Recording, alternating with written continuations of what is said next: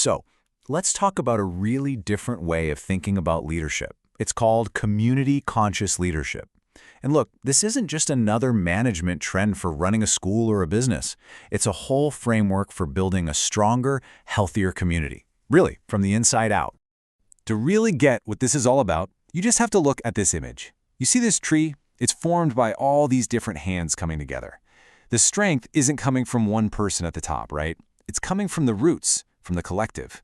It's a leadership model that is literally grown from the ground up, built on that shared support. And the whole idea is built on this really powerful concept, captured perfectly in this quote. This model asks us to create a brave space, not a safe space. And that difference, well, it's everything. A safe space kind of promises you won't get hurt, which, let's be honest, is impossible to guarantee. But a brave space? That's different. It admits that real growth can be uncomfortable, that we're going to make mistakes, but we all commit to showing up with honesty anyway. That's where the real work begins. So think of this as your invitation. It's an invitation to step into a new kind of conversation about leadership, one where it's not about having all the answers, but about creating a space where the community can find those answers together. But why? Why do we even need this new approach, especially in education? Well, this whole model was created to tackle some very specific, very stubborn challenges that a lot of organizations, not just schools, are facing. Let's break those down. Okay, first up, this idea of systems on autopilot. Just imagine a school's class sign-up process. It's like this old machine that was built decades ago, and it just keeps running.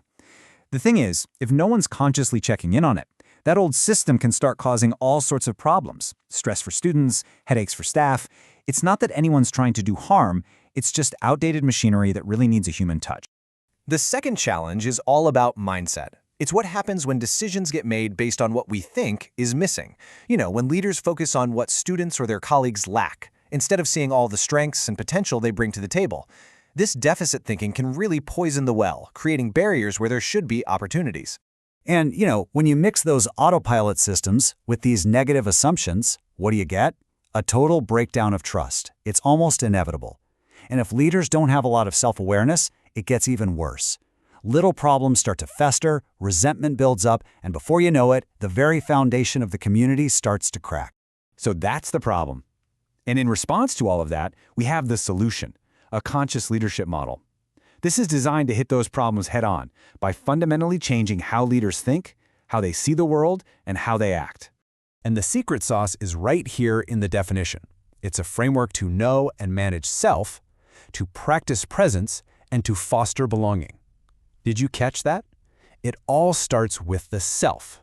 This is a totally inside-out approach. The argument is simple.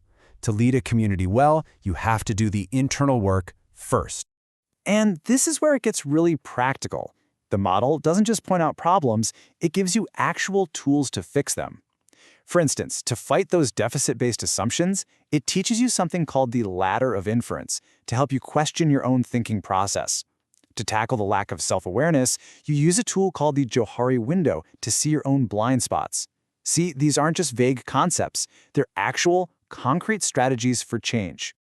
So, how does this actually work? How do you put it into practice? The whole thing is built on 3 core pillars. Think of them as the guideposts on this whole journey.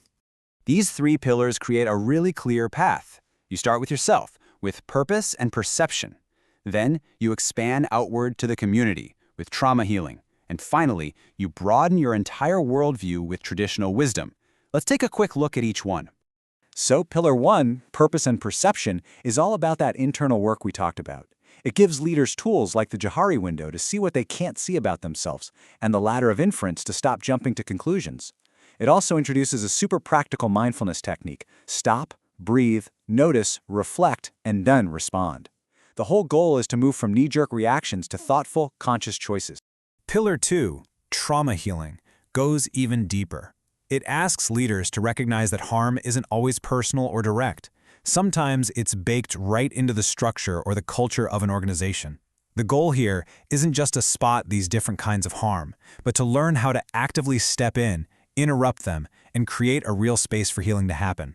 And the final pillar, traditional wisdom, is all about expanding your perspective.